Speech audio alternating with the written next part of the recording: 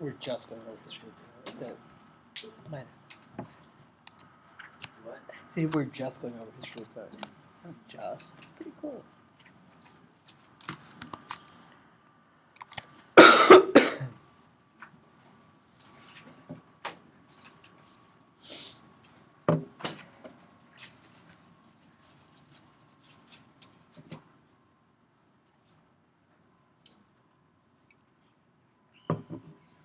All right, let's start. First off, are there any questions from last time? Or questions about the course in general? Okay, so today we're doing History of Life Part 2. Okay, and learning objectives for today, you want to learn something about the different periods, what were the different times, and some of the broad scale patterns of life. We'll get into more patterns later in the semester. Okay. So, what is this showing? Let's figure out. Very weird highway system.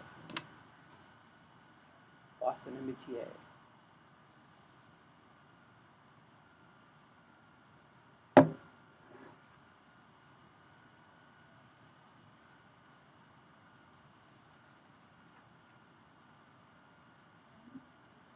Time, good, okay. So, where's the time axis on this? Up, right, so past, present. All right, no Precambrian rabbits. All right. What else is the show? Let's make sure everybody's hands. So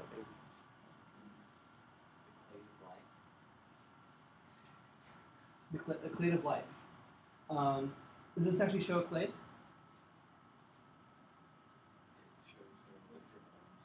Yeah, there's several different ones. It doesn't show them connecting down here. We think they do connect, right? Because it's kind of weird coincidence that everything uses DNA, everything uses the same basic genetic code and stuff. So there probably is a clade, right? It doesn't actually show it on this figure. But you do represent a clade. You're right. Good. What else does it show? Yeah. Endosymbiosis events. That sounds dangerous. Is it a disease? What's endosymbiosis? Well, like the plants, they combine two lineages into creating one new thing. Right. So what are the two lineages that made plants? Yeah. What made plants? Yeah. So not just a protist or some sort of eukaryote, right? They got a photosynthetic bacterium, ate it, and then didn't quite get around to digesting it, right? And this shows the endosymbiotic theory. Okay. Who came up with the endosymbiotic theory? Yeah. Lynn Margulis. Yes. Well done. And people thought she was crazy, right? Because you have this, mitochondrion is not like some sort of free living thing, or chloroplasm, some free living thing, right? And so the original paper suggesting this was rejected, I think, from 20 journals until finally got published. It's peer review, which we'll talk about later. Okay, but finally it came out and it had predictions, So mitochondria have DNA, chloroplasts have DNA, right? Other cell organelles don't. Or your endoplasmic reticulum doesn't have its own DNA code, right? But your mitochondria do. Okay, so this endosymbiotic theory is a very powerful one. It says that when you had perhaps the archaebacteria merging with swimming bacteria form, the host cell, eukaryotic host cell, in mitochondria. Okay, and then later that cell merged with photosynthetic ones to create things that had photosynthesis. Okay, and so it's a weird way of making complexity in life by combining different things together. Okay, but there's now lots of evidence for it. So this is a theory, but it's also thought to be fact. Right? We can go out, we can show it, we can test it, we can believe in it. So overall, large scale of life is sort of this pattern. Okay? And of course, we still have bacteria. We still have these things leading to these three groups. So lots of other groups around too. It is showing how we get most of the eukaryotes today. Are there questions about this? Does this make sense?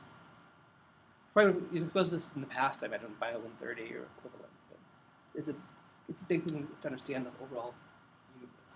And for macroevolutionary scientists, it's very interesting because you've got thinking about conflict between mitochondria or chloroplast and the host cell, right? So, who do you have genetic code from? Genetic input from? Your parents, right? Your mother and father. How about your mitochondria? Your mother only, right? So, for your mother's mitochondria, if your mother has sons, they're dead. If she has daughters, they survive, right? So there's some selection pressure for having daughters rather than sons based on the mitochondria. Okay? The mitochondria have been very well tamed at this point, so they don't really control that. But there are other symbiotes that act like mitochondria that actually can control gender of the offspring. So we talk about those like Wolbachia, we'll talk about those in the semester. Okay. And those are happening right now. If you imagine the same sort of thing happening in early mitochondria. Okay, this sort of conflict in evolutionary biology. Does that make sense? Okay. This brings us to the tree of life. Okay. So, is the entire tree of life? No. First of all, it only includes stuff that's alive today. The entire sections of the tree of life that are weird and wonderful and dead. Right? And this is the job of paleontologists helps understand this. Okay. Trilobites, very cool. Non-avian dinosaurs, very cool. Right? Lots of organisms that used to exist that are gone. And so those aren't shown on this tree. And what it does show is it's alive right now. Now, does it show things in proportion to the number of species?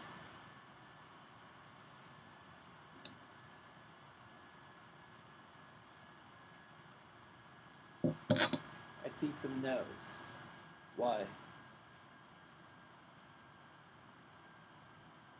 So imagine this like a pie diagram, right? So is this part of the pie invertebrates? This part of the pie vertebrates? Does that reflect modern diversity?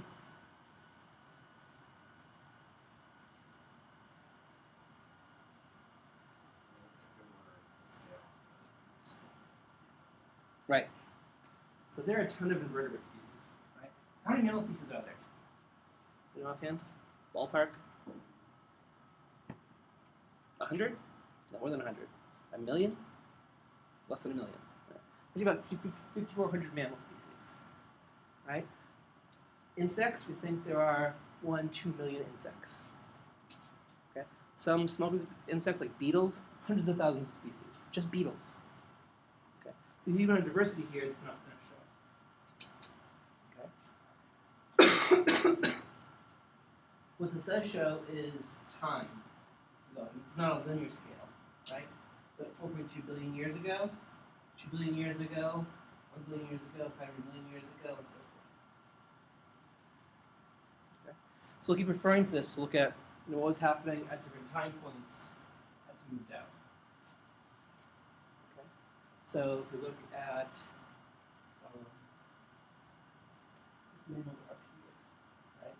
And so there weren't any mammals back 1 million years ago. There were ancestors of mammals. Right? You didn't have something that was hairy and producing milk running around. Okay. Okay, so Precambrian. Right? It's a long period of time. Right? Everything we know about is usually animals that happens after this point. So 550 years, million years onward. Right? But before this long period is called Precambrian. Okay?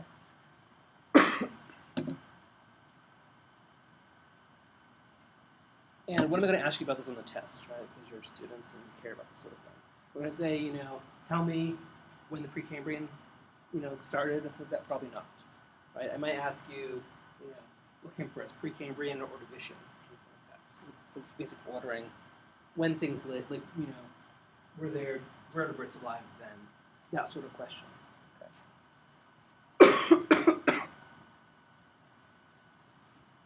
We don't have a lot of fossils from this time period. What might that be? Soft body. Okay, soft body, yep. Preservation potential, right, same thing. So then we're going to have a taphonomy lecture later about, hard things that preserve better than soft things. Good. If you see a dead squirrel on the road, you probably see the bones longer than you see the flesh. Okay. What else?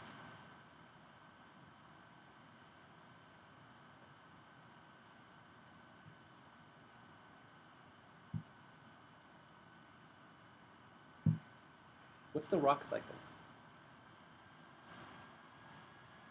This is a new edgy band, and then lean stream.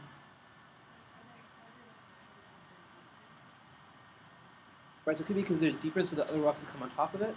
You have your basic rock, and you have volcanic lava coming out, and then sandstone coming out, things like that. And also, rock keeps getting recycled in the Earth, right? So when India slams into Asia, parts are going underneath Asia.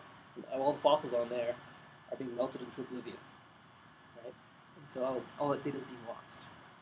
And so we keep having recycling like that as well. That erases early history. Okay. That's Precambrian. Okay. Now we're going zooming way up, right, to Cambrian matter.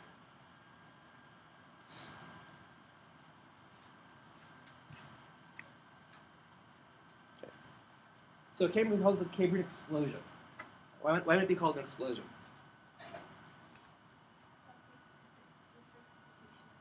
Right, diversification. Right, so we go from pretty simple life forms to many, many, many life forms with crazy names. One thing called hallucigenia. We're looking at thought we might be hallucinating. So crazy with these spikes and weird tube feet, things like that. There's Anomalocaris. Right, which when it was found, they thought this was sort of a jellyfish, this was sort of a shrimp thing. Right, and later they found fossil of the whole thing. Like, oh wow, it's all one thing. Right, it was an early super predator. They could cruise around and take trilobites and crush them with sort of like camera iris type jaw. Were our ancestors alive then? One if yes, two if no. Were our ancestors alive at this point? One or two. Raise your hands.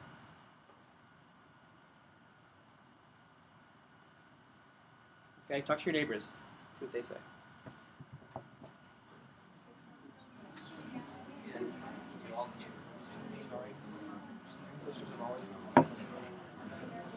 Well, the thing is defining ancestors. Yes.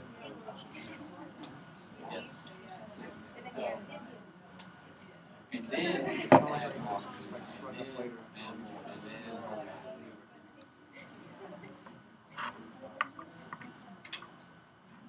so my ancestors did.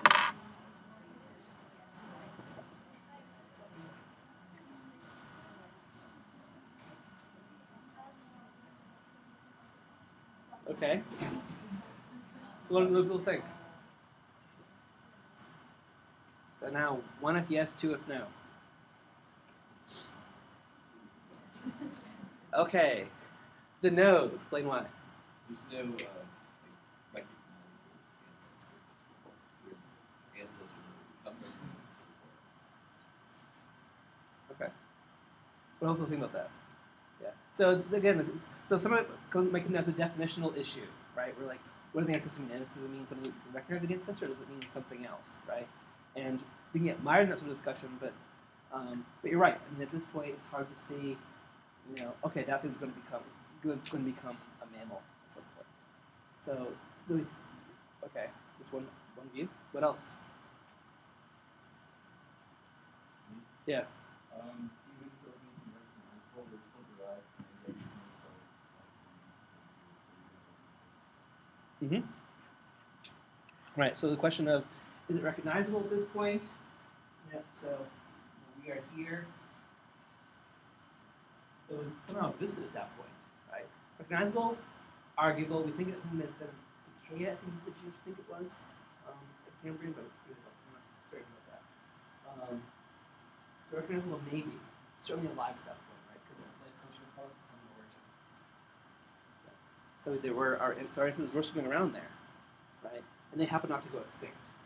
Most stuff living around that time did go extinct, right? So one lineage in became us. Okay.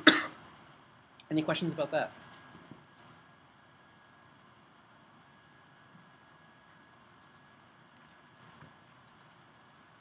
Okay, Ordovician. Start having starfish, sea urchins, blastoids, some sea scorpions, bryozoans, jawless fish, crinoids. Okay. Silurian. Start having sharks, bony fish, scorpions, land plants. Okay. At that point, you have towered over the forest in Silurian. Okay. These land plants aren't growing very tall at that point, right? But they were present.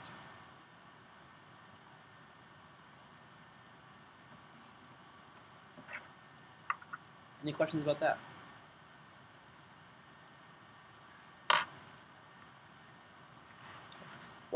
So we have a long period where we go from, life appears, 3.8 million years ago. Fine, complex life appears in Cambrian, 550, 538 million years ago, and then, almost 100 million years pass where stuff gets on land. Why might that be? Why so long? What's so hard about land?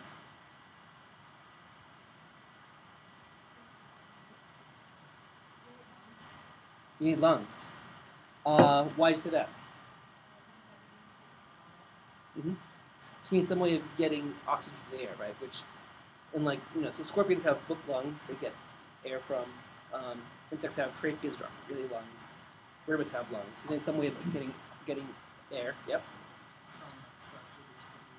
Strong structures to support your weight, right? So when whales come on land, they die, right? Why? It's because no getting oxygen from the air. Well, they don't do that. Fine. Just their weight crushes them. Okay. Retain moisture. Why is that hard?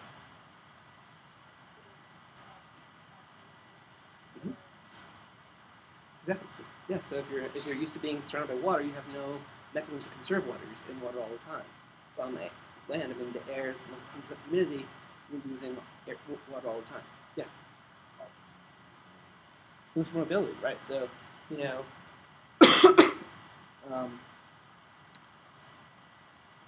for lots of, you don't always need limbs. Like worms do fine, but some way moving around if you're an animal is very helpful on land. Yep. Good. What else? What about for plants?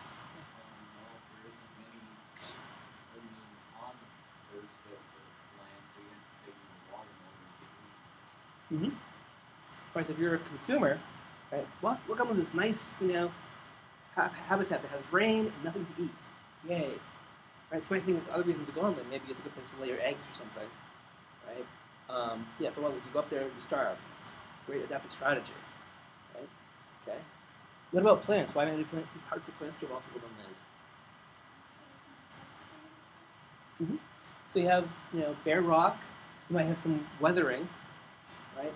But why do you have to put fertilizer in your lawn or put humus or something like that in your garden, right? Because you have something for the plants to grow in. Right? You just have bare rock, things like that. Do you know anything that lives on bare rock? Lichen, right? How's lichen manage it? Anyone? So you have just bare rock, bare cement outside, you have lichen living on it. It doesn't have roots or anything. How does it survive? Sheer determination. So break some materials down, right? And what is lichen made of?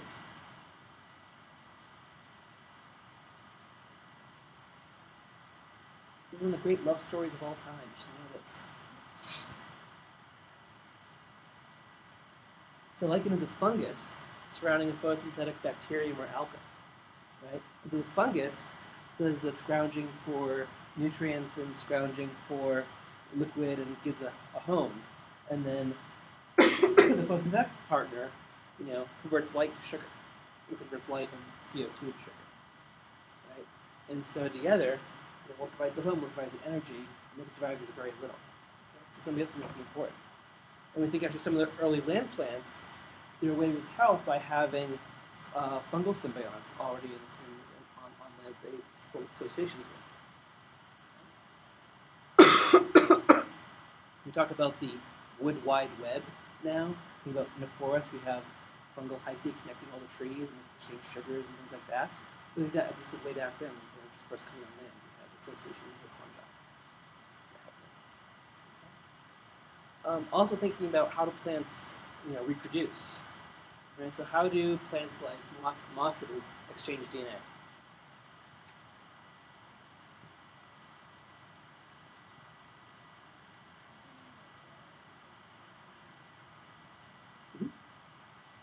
Yeah, you're exactly right. Yeah.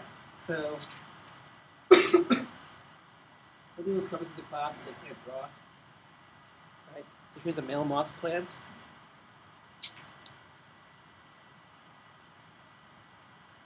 Here's a female one. Okay. And to get sperm from here to here, it has to swing over. Okay. Which requires a moist environment. Right. So early land plants like that had to be areas where it was still moist. So later we have wind pollination or even insect pollination.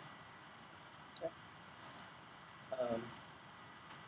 So all these things make it hard for life to evolve to get on land. Both lack of selective pressure, and nothing good to eat there, and also all these various constraints you have to go past to survive on land.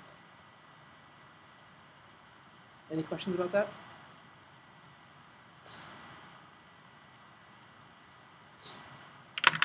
Okay. And here we see, if we can just some stable evolutionary history. Right? What are these things?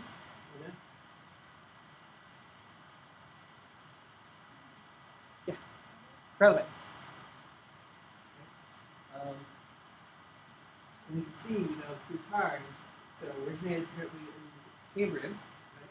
And then diversified, and certain ones go extinct, and eventually all be right? And developing different approaches. Some of them develop balls protection, some have spikes protection, some evolve eyes and around them. Okay. And so you see this, radiation permanent extinct.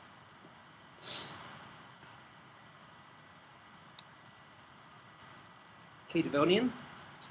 So having insects, tetrapods, ammonites, placoderms. Where are you in that?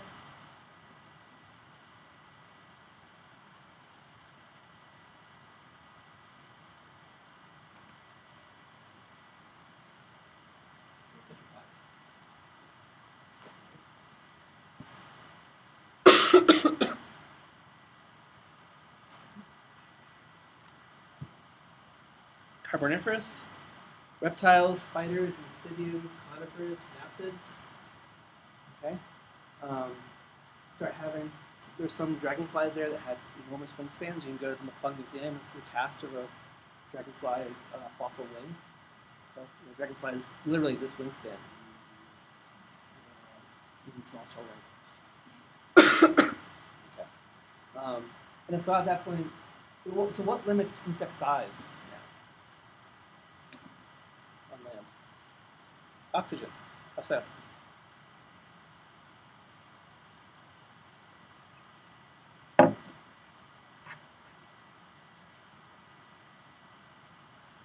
It's less than it was before. They're smaller, right?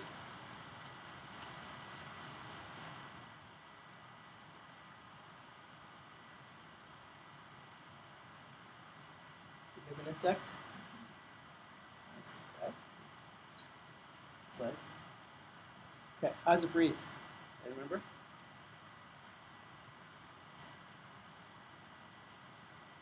What? So they have these branching tracheates. Branch again, branch again. the end, water, and they absorb oxygen through the water and then into the insect, right? And if you have, the more oxygen you have, the easier it is to get enough oxygen way down here in these tubes, and make the tubes bigger. Make the insect bigger and further, and have these tubes have to be longer, right? Well, at some point, it doesn't have to be all breathing apparatus, no muscles or anything, with a certain oxygen level. And so it's thought at this point there was more oxygen, and so the insects could get larger and still have enough oxygen to oxygenate their body. Well, these also tend to cause forest fires and things like that too. Oxygen easier for things to burn. Any questions about that? Okay.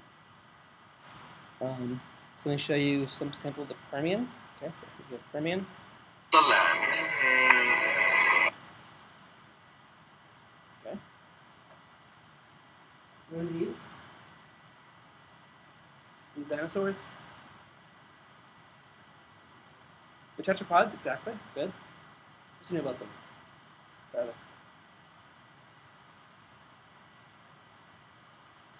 Are they dinosaurs? If I ask you something that you really try to the answers no. So you haven't think of them as, you go to the museum, like, oh, let's look at the dinosaurs. You look at something like this, right? Or you look at the Neutrodon. Oh, they're dinosaurs. Well, they're not dinosaurs. Okay? They're actually mammal-like reptiles. So they're more closely related to you than they are to T-Rex. Okay?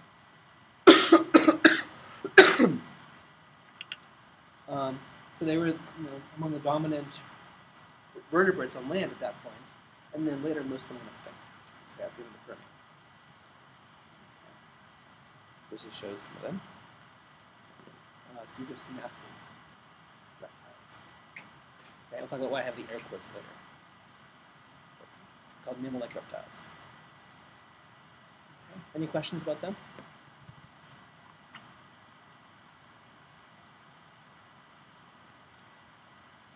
Okay.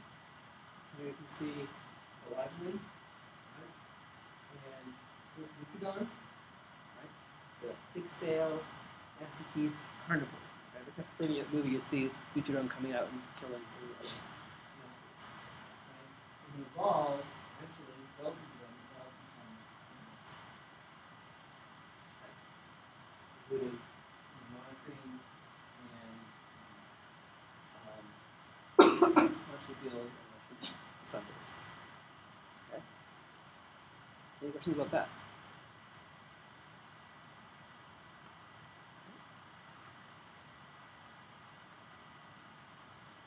Okay. Moving. Permian. Okay. We're going to do the Triassic, Jurassic, Cretaceous. Okay. So what's the cool organism there that people know about? Angiosperms, that's right. Angiosperms appear in the Jurassic. Good. What else?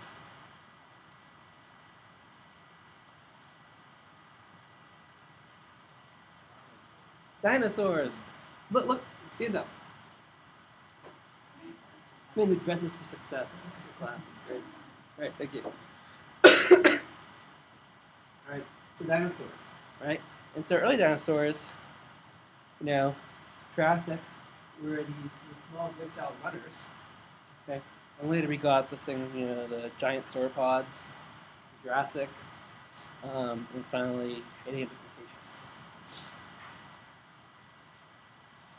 Okay, here's the phylogeny of dinosaurs, and the early split dinosaurs is between lizard-hipped and bird-hipped. Okay. Where do birds fall on that tree? Lizard-hipped or bird-hipped? Lizard-hipped, that's right. So even though these early on had hips like those of birds, actually these actually evolved into birds.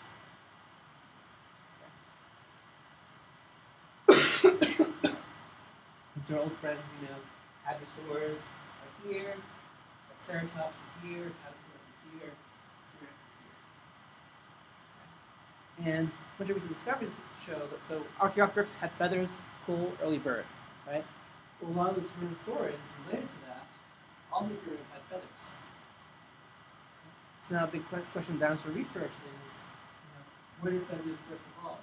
Here, here, here, here, here. Okay. Why is that interesting? So go back to the history of cats. What process are you trying to get at with this? Yeah. Evolution of flight. Right, so if you have, do you need feathers to fly? No, what's a counterexample? The Chiroptera, yeah. Bats, good, what else? Insects, yep. Any others? Flying squirrels actually only glide though. They're weak.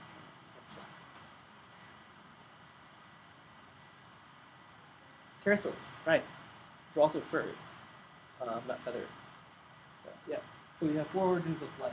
Right? And some near misses, lots of things glide. We have gliding squid, we have gliding squirrels, we have gliding frogs, gliding snakes, gliding fish. So lots of near misses. For actual flight, only 4. And so, feathers doesn't help with flight. They give you a nice big structure that helps give you lift without being too heavy. Right? But now we see that feathers evolved before flight. So it shows the purpose of feathers isn't for flight. They even later co-opted for flight. But they had to have some other purpose to start with. Any guesses what that might have been? So the leading hypothesis right now is heat regulation. Right? So why do you have a down parka? When it's cold. Down's a great insulator. Right? Feathers are great for insulation. Okay, so it could be that these were active predators, right? During lots of heat, stay active and run around and little chase down their prey.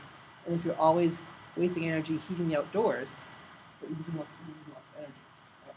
Why did your parents tell you to close the windows when it was cold out? Right? Why not keep you outside? That way you're wasting energy. Right? Simply if you if 9/10 of every bite of a Triceratops goes into heating the outdoors, it's not really very efficient. Better to keep that inside, use some of that for heat and for energy for chasing prey. Right? One hypotheses are a sexual display, too. We see a lot of bizarre traits in nature that are based on, look at me, I'm sexy. We'll talk about more later in the class. Any questions about that? Yeah.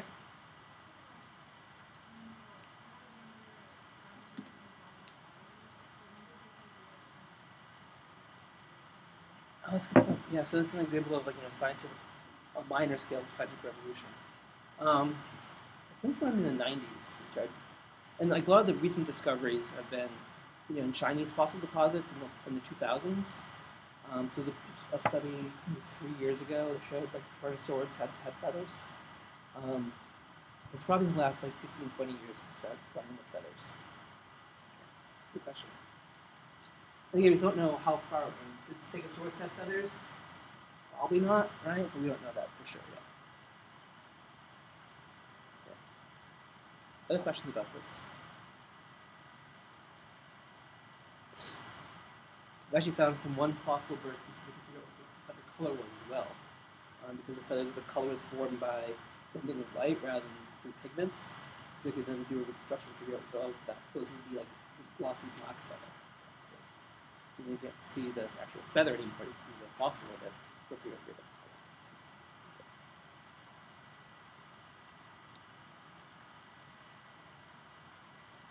Okay. So rise and fall of toothed birds. Modern fish appear in the Cretaceous, right? So sort of bony fish, tuna, goldfish, all things you know about fish appear here. Okay. Snakes. Flowering plants. This has now been pushed back earlier. Still a little bit contentious. Okay. I want to show you the relative time scales, right? So, remember the Cambrian explosion about 530 million years ago, right? So, back up to about here, right? All this time, then we have this long age of dinosaurs go extinct, right? Birds, and then now. So all the time since dinosaurs is much smaller than the time when they ruled the Earth. Right? So a lot of the history of Metazoan life has been that time period.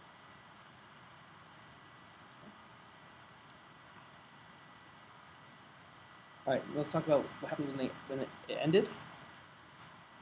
160 million years, the dinosaurs ruled this world. While living in their shadows was a group of animals which couldn't have been more different. These were our ancestors, small furry creatures called mammals, clinging to safety wherever they could.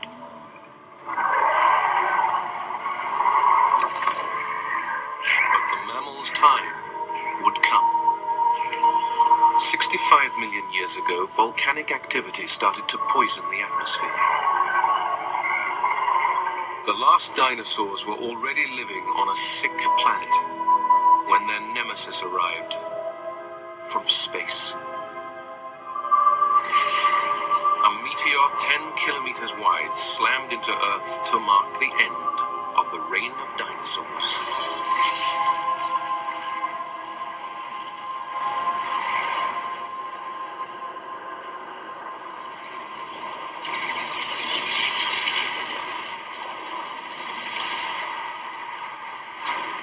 This series is about what happened next. The survivors of the extinction all had one thing in common, their size. Nearly every animal over 10 kilograms had been wiped out, leaving a world of little creatures. Among them were the mammals. In Walking with Beasts, you will witness how mammals left behind these small beginnings and took over the world.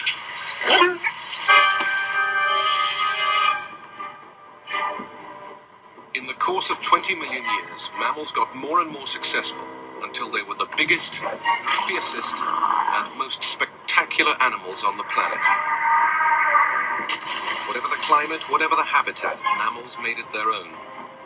Their great strength was their ability to adapt. They grew to gigantic sizes. They evolved into powerful killers, like the famous saber-toothed cats. And they even laid claim to the oceans. Then, around 4 million years ago, came mankind's own origins, in a type of ape that came down from the trees and walked upright. Our story of this epic time finishes just 30,000 years ago, with the Ice Ages, when our planet turned cold and our ancestors hunted in the realm of the mammoth.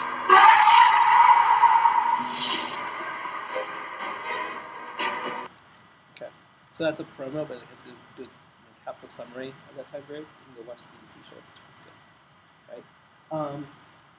So that's here. And you can see what everything exists in, right? At this point, most many groups are already evolved. Why do you think the rate of evolving major groups might seem to have slowed down?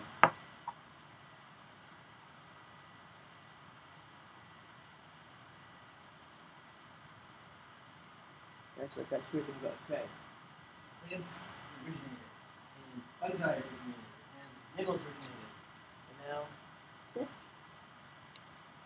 why would that be?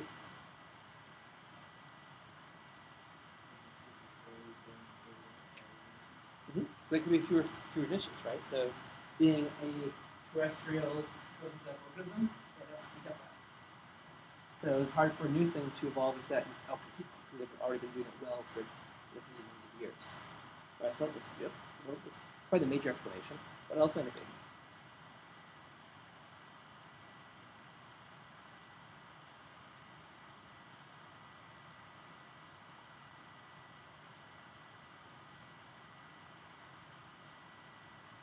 One early idea was that things were a lot more flexible. That's channelized. It would be easier to evolve, new shapes and new limbs and things like that. Because it's more the genetic mechanisms for restraining as much. So only get back rule. Which is not supposed to be in nature.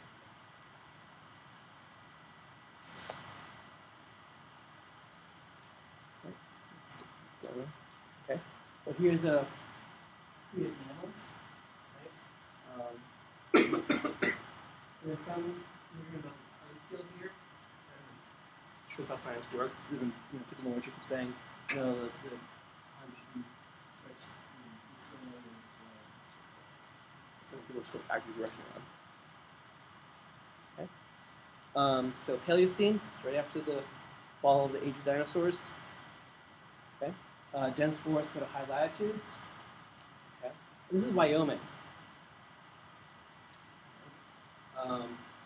Sequoia trees, tea trees, horsetails, ferns. Okay. Most people going to become extinct in North America. Okay, not reappear in North America until South America hit us. North America, and then is what we call the Great Faunal Interchange, where North American mammals went south, South American mammals went north.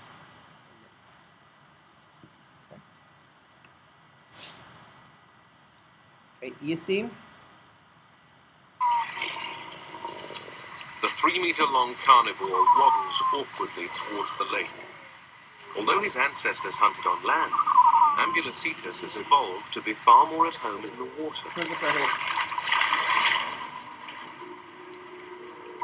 What we call critters related to him now. In fact, his descendants will take this to a greater extreme. You are looking at the very earliest form of whale. Ambulocetus, in fact, means walking whale. With another 10 million years of evolution, the limbs will become flippers and the tail will become a fluke. His style of swimming already has the look of a whale or a dolphin. His body moves up and down, and not side to side like the fishes or crocodiles he shares the water with. He is the most powerful predator in this lake. But he is far from safe here. There is a hidden peril. So early whales. And so even whales today, if you go to a museum and look at a whale skeleton, right? You see the front flippers, cool. Look further back, somewhere between the flippers and the tail, you can see some little bones, and hip bones and leg bones. Right? So you can still see evidence of this terrestrial ancestry. And actually now, with modern phylogenetics, we discovered the most closely related other mammal to whales is a hippo. So we call it the Whippo clade. Which is weird because people think, okay, well, whales are pretty hairless, hippos are pretty hairless, whales are aquatic, hippos are aquatic. No, that's just convergence, right? Same lifestyle, similar selection pressure, same result. Actually, could be a shared derived trait of that group. Okay, look and see. Grasses, apes, anthropoids. Why are grasses important?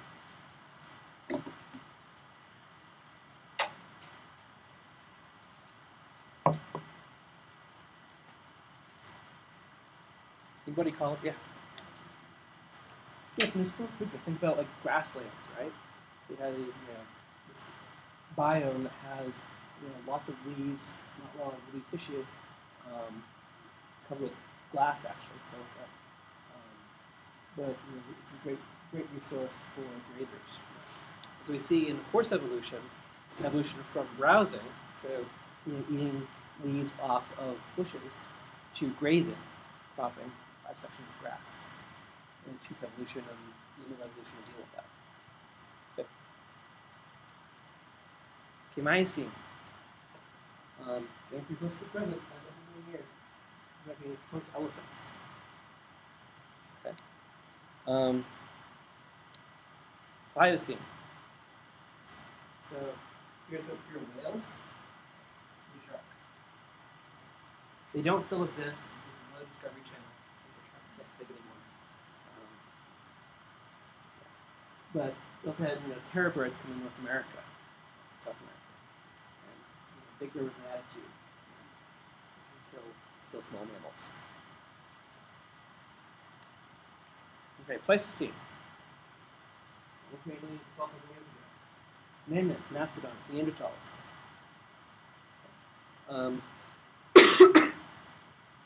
When Jefferson sent out Lewis and Clark to go explore the West, he thought they'd actually go find mastodons.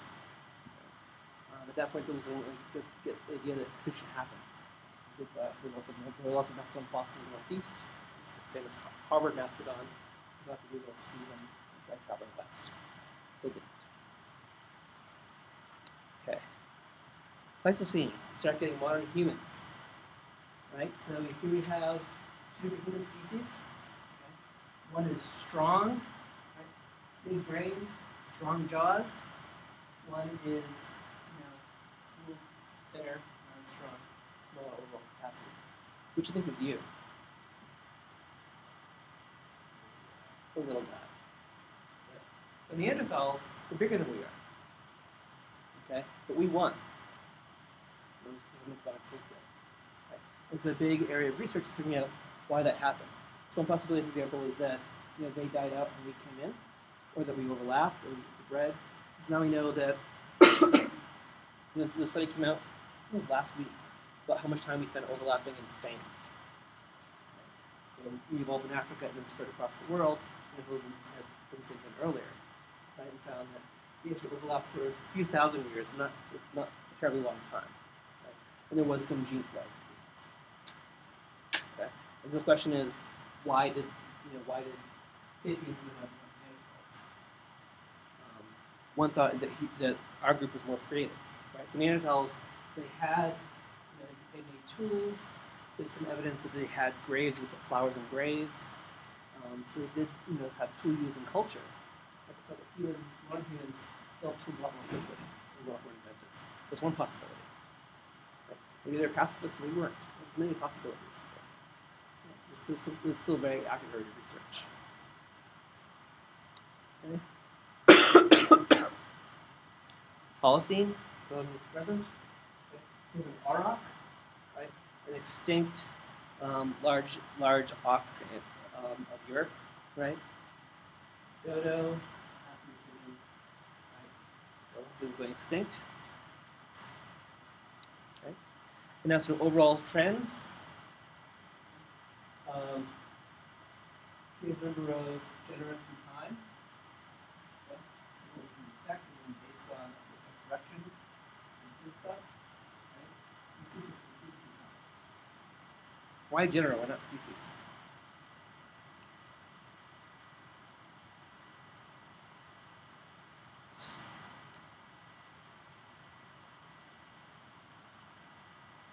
Just because there's so much more problem with species. Right, so species definition is hard. When you're just dealing with a bunch of bones, it's harder still. So a lot of paleontologists work at the scale of a genus, which of course is itself a fuzzy boundary. Right? So humans were in our own genus. Chimps and bonobos are in their own genus. There's two species in that genus. Why are they the same genus as us? Well, it's an arbitrary distinction. But even so, you can still pick up these large scale patterns. Right? What we see is when we have major extinctions, subtropographic extinctions, right? You got the number of general radicals. It slowly creeps up.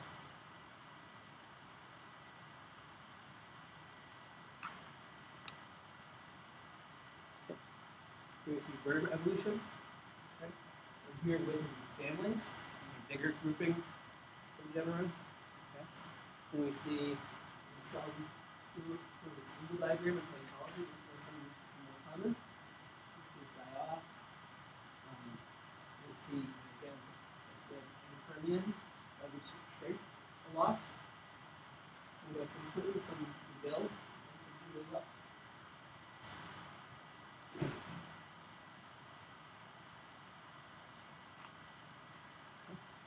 To show you the time scale, here's some major adaptive radiations and how old they are. So, stimulbacks, things like that, within the lakes, that's fairly recent, 25 million years old or less. Right, Darwin finches are out here, blind honey creepers are out here, granolas way over there.